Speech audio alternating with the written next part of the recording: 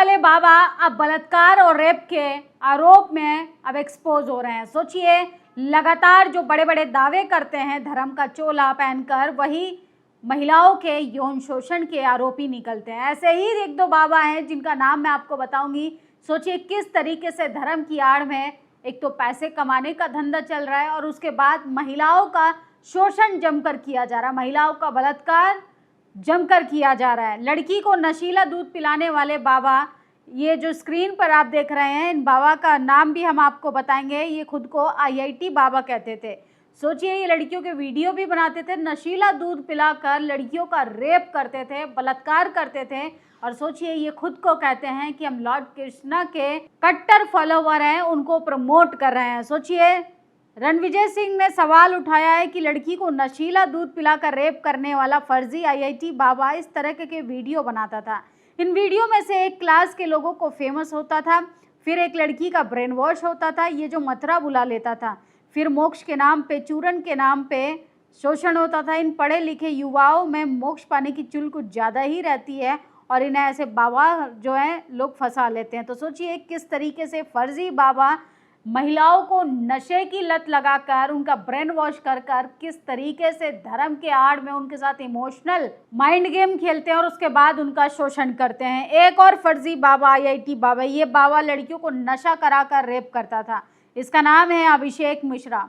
मैं फिर से इसका नाम बता दूं, इसका नाम है अभिषेक मिश्रा। ये खुद को अधिकारता नारायण दास नाम से प्रचारित करता था और सोचिए अब इसको गंभीर धाराओं में जो है पुलिस ने गिरफ्तार कर लिया है।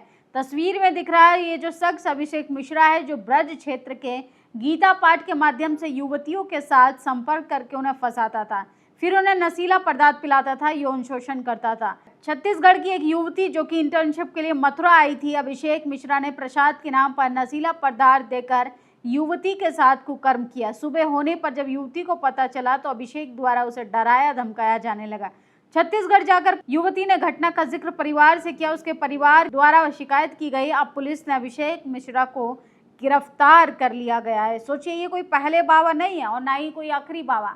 आप लंबी लिस्ट खंगाल सकते हैं और धर्म के नाम पर क्या कुछ चल रहा है इन लोगों का, वो सब एक्सपोज हो जाएगा। 10 वर्षीय बच्ची के साथ साधु ने किया रेप, लगभग 2 साल पुराना मामला। सोशल मीडिया पर इसका वीडियो तैयार है जिसकी हम गारंटी के साथ पुष्टि नहीं कर सकते हैं, लेकिन सोचिए किस तरीके से बच्ची के रेप के बाद उसने भी भगवा कपड़ा पहना है, ये भी अपने आप को साधु संत कहते हैं। और सोचिए इन्होंने भी बच्ची का रेप कर लिया। अब अंदाजा लगाइए कि बच्चियों की सुरक्षा अब कहाँ होगी, क्योंकि चारों तरफ तो दरिंदे ही दरिंदे हैं। उत्तर प्रदेश में मथुरा के गोवर्धन में फर्जी साधु पकड़ा गया। नाम है अभिषेक मिश्रा।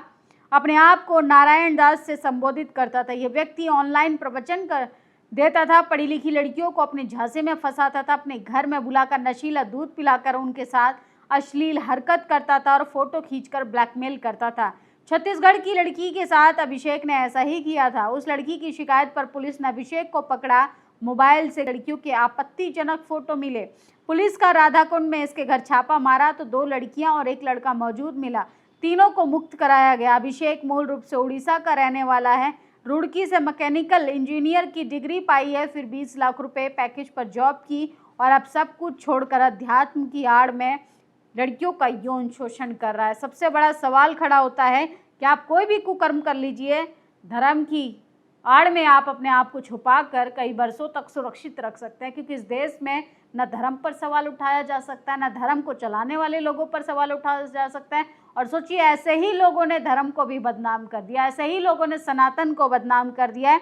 और मथुरा पुलिस ने संज्ञान लिया है। मथुरा पुलिस ने खुद स्टेटमेंट दिया है कि थाना गोवर्धन पुलिस द्वारा बहला फुसला कर लड़कियों का ब्रेन वॉश कर कर युवतियों के साथ दुष्कर्म करता था एक अभिव्यक्ति को गिरफ्तार किया गया।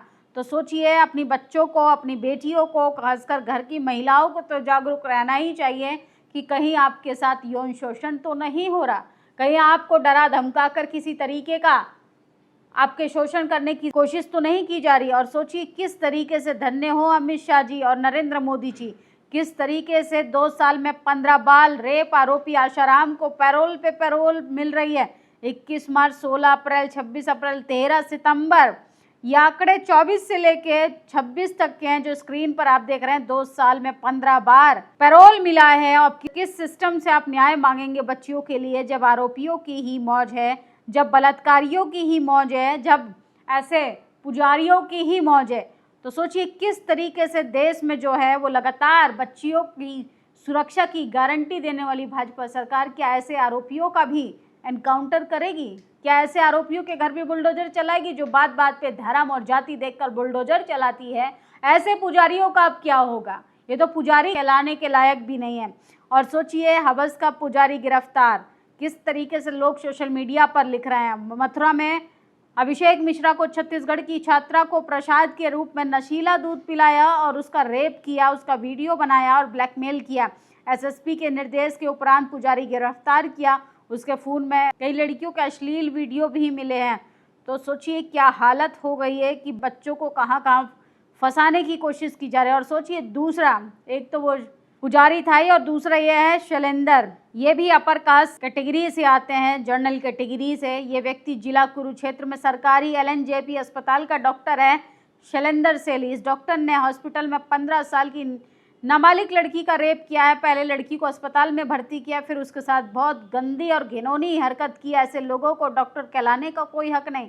ये डॉक्टर के भेष में एक दरिंदा है। डॉक्टर पर लोग अपनी जान और बेटियों की सुरक्षा तक की भरोसा करते हैं, लेकिन यही ऐसे ही समाज के शर्मनाक कलंकित डॉक्टर जो हैं वो भरोसा तोड़ने का काम करते हैं। तो सोचिए निष्पक्ष जांच होनी चाहिए और किस तरीके से अब बेटियों को बचाने की ज़रूरत है, ना कि पढ़ाने की ज़रूरत है। लगातार जुल्म बढ़ता जा रहा है, बच्चियों को कौन सुरक्षित रखेगा? जुल्म की पराकाष्ठा, 14 साल की लड़की को पेड़ से बांधकर पीटा। मनुवादी मानसिकता की परजीवियों को आखिरकार किसका संरक्षण प्राप्त है? सरेआम मानवता का दम घोटा जा रहा है। यूपी में कानून का इकबाल पूरी तरह से ख़त्म हो चुका है। हरिकेश गुप्ता नाम के एक व्यक्ति ने 14 साल की बच्ची, दलित बच्ची पर चोरी का आरोप लगाया।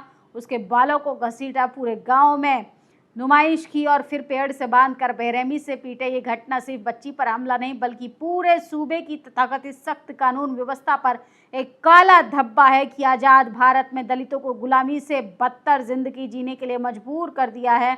बाबा साहब के दिए अधिकारों को सरेआम कुचला जा रहा है। सत्ता के नशे में चूर भाजपा सरकार आखिर कब तक अपराधियों को शह देती रहेगी?